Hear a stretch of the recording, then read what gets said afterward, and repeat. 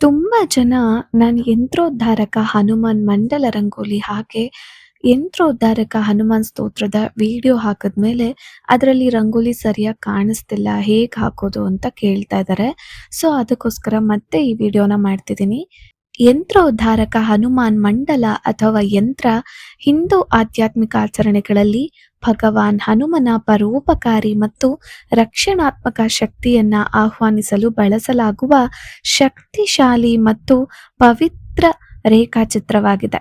ಅದ್ಭುತ ಭಾರತದ ಪ್ರಾಚೀನ ಸಂಪ್ರದಾಯಗಳಲ್ಲಿ ಆಳವಾಗಿ ಬೇರೂರಿರುವ ಇದನ್ನು ಪ್ರಾಥಮಿಕವಾಗಿ ಧೈರ್ಯ, ಮಾನಸಿಕ ಸ್ಪಷ್ಟತೆ, ದೈಹಿಕ ಶಕ್ತಿ ಮತ್ತು ಮಹತ್ವದ ಆಸೆಗಳನ್ನು ಪೂರೈಸಲು ಪೂಜಿಸಲಾಗುತ್ತೆ.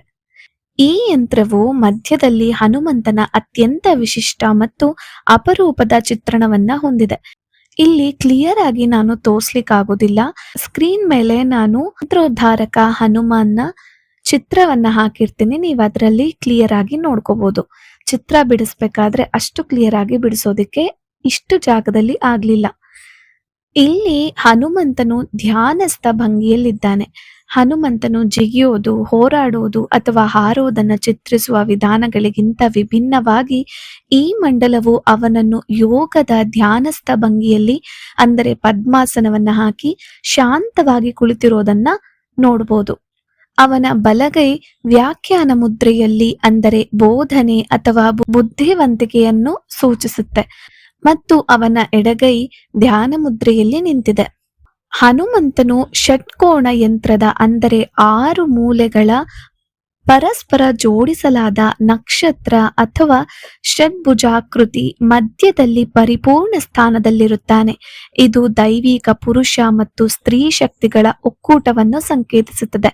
ಇಲ್ಲಿ ನಕ್ಷತ್ರವನ್ನ ಚಿತ್ರಿಸಿದ ಮೇಲೆ 6 ಮೂಲೆಗಳಿದೆ ಅಲ್ವಾ, ಒಂದೊಂದ್ರಲ್ಲೂ ನಮೋ ಹನುಮತೆ ಅಂತ ಸಂಸ್ಕೃತದಲ್ಲಿ ನಾನು ಬರ್ದಿದ್ದೀನಿ. ನಕ್ಷತ್ರವನ್ನ ಚಿತ್ರಿಸಿದ್ದಾದ್ಮೇಲೆ ಅದರ ಸುತ್ತಲೂ 5 ವೃತ್ತಗಳನ್ನ ರಚಿಸ್ಕೋಬೇಕು. 5 ವೃತ್ತಗಳನ್ನ ಈ ರೀತಿಯಾಗಿ ರಚಿಸಿ ಅದನ್ನ ಕಮಲದ ದಳಗಳಿಂದ ಈ ರೀತಿಯಾಗಿ ಮುಕ್ತಾಯಗೊಳಿಸಬೇಕು. ಈಗ ಅದರ ಸುತ್ತಲೂ 16 ಸಲ ಶ್ರೀಕಾರವನ್ನ ಬರೀಬೇಕು.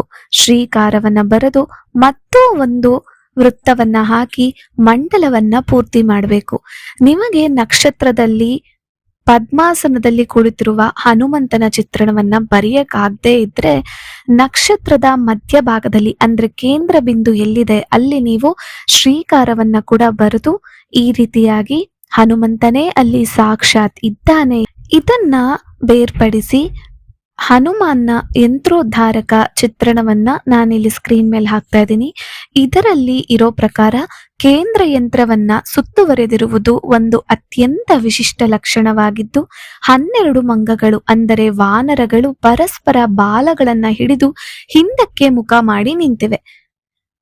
ಈ 12 ಮಂಗಗಳು ಹನುಮಂತನು ಕಾಣಿಸಿಕೊಳ್ಳುವ ಮೊದಲು ಶ್ರೀ ವ್ಯಾಸರಾಜ ತೀರ್ಥರು ಕೈಗೊಂಡ 12 ದಿನಗಳ ಕಠಿಣ ಭಕ್ತಿ, ತಪಸ್ಸು ಮತ್ತು ಜಪವನ್ನ ಪ್ರತಿನಿಧಿಸುತ್ತದೆ. ಪ್ರದಕ್ಷಿಣಾಕಾರವಾಗಿ ಅಥವಾ ಅಪ್ರದಕ್ಷಿಣಾಕಾರವಾಗಿ ಕುಣಿಕೆಯ ಅನುಕ್ರಮವು ರಕ್ಷಣಾತ್ಮಕ ಮತ್ತು ಆಧ್ಯಾತ್ಮಿಕ ಮುದ್ರೆಯಾಗಿ ಕಾರ್ಯನಿರ್ವಹಿಸುತ್ತದೆ ಎಂದು ಭಾವಿಸಲಾಗಿದೆ. ಈ ಮಂಡಲದ ಶಕ್ತಿಯನ್ನ ಸಂಪೂರ್ಣವಾಗಿ ಸಕ್ರಿಯಗೊಳಿಸಲು ಭಕ್ತರು ಸಾಂಪ್ರದಾಯಿಕವಾಗಿ ಶ್ರೀ ವ್ಯಾಸರಾಜರು ರಚಿಸಿದ ಯಂತ್ರೋದ್ಧಾರಕ ಹನುಮಾನ್ ಸ್ತೋತ್ರವನ್ನ ಪಠಿಸುತ್ತಾರೆ. ಈ ಸ್ತೋತ್ರವನ್ನ ಸಂಪೂರ್ಣ ಸಮರ್ಪಣೆಯೊಂದಿಗೆ ಪಠಿಸೋದ್ರಿಂದ ಆಸೆಗಳು ಈಡೇರುತ್ತವೆ, ಉತ್ತಮ ಆರೋಗ್ಯ ದೊರೆಯುತ್ತೆ ಮತ್ತು ದುಷ್ಟ ಅಥವಾ ನಕಾರಾತ್ಮಕ ಶಕ್ತಿಗಳನ್ನ ಓಡಿಸುತ್ತೆ ಅಂತ ನಂಬಲಾಗಿದೆ. ಇದು ತುಂಬಾ ಅಪರೂಪದ ವಿಚಾರ. ಅನೇಕ ವೈದ್ಯರು ಯಂತ್ರವನ್ನ ಭೋಜಪತ್ರ, ಅಂದರೆ ಹಿಮಾಲಯದ ಬರ್ಜ್ ತೊಗಟೆ ಮೇಲೆ ಬರೆಯುತ್ತಾರೆ ಅಥವಾ ದೈನಂದಿನ ಧ್ಯಾನ ಮತ್ತು ಶ್ರೀ ಯಂತ್ರೋದ್ಧಾರಕ ಯಂತ್ರ ಪೂಜೆಯ ಸಮಯದಲ್ಲಿ ಅದನ್ನು ಕೇಂದ್ರ ಬಿಂದುವಾಗಿ ಬಳಸುತ್ತಾರೆ. ಈಗ ನಿಮಗೆ ತಿಳಿಯಿತಲ್ವಾ ಯಂತ್ರೋದ್ಧಾರಕ ಹನುಮಾನ್ ಚಿತ್ರಣವನ್ನ ಹೇಗ್ ಬರೆಯೋದು, ಹಾಗೆ ಇದರ ಒಳ ಅರ್ಥ ಏನಿದೆ. ಯಂತ್ರೋದ್ಧಾರಕ ಹನುಮಾನ್ ಕಥೆಯನ್ನ ಕೂಡ ನಾನು ಶಾರ್ಟ್ಸ್ ಅಲ್ಲಿ ಅಪ್ಲೋಡ್ ಮಾಡಿದ್ದೀನಿ, ನೀವು ಅದನ್ನು ಕೂಡ ಹೋಗಿ ನೋಡ್ಬೋದು. ಈಗ ನಿಮ್ಗೆ ತಿಳಿದಿದೆ ಅನ್ಸುತ್ತೆ ಯಂತ್ರೋದ್ಧಾರಕ ಹನುಮಾನ್ ಮಂಡಲ ರಂಗೋಲಿಯು ಎಷ್ಟು ಮಹತ್ವವಾದದ್ದು, ಇದು ಎಷ್ಟು ಪ್ರಾಮುಖ್ಯತೆಯನ್ನ ಹೊಂದಿದೆ ಅನ್ನೋದು. ನಾನೀಗ ಈ ವಿಡಿಯೋನ ಇಲ್ಲಿಗೆ ಸ್ಟಾಪ್ ಮಾಡ್ತಿದ್ದೀನಿ. ಶ್ರೀ ಕೃಷ್ಣ ಅರ್ಪಣಮಸ್ತು.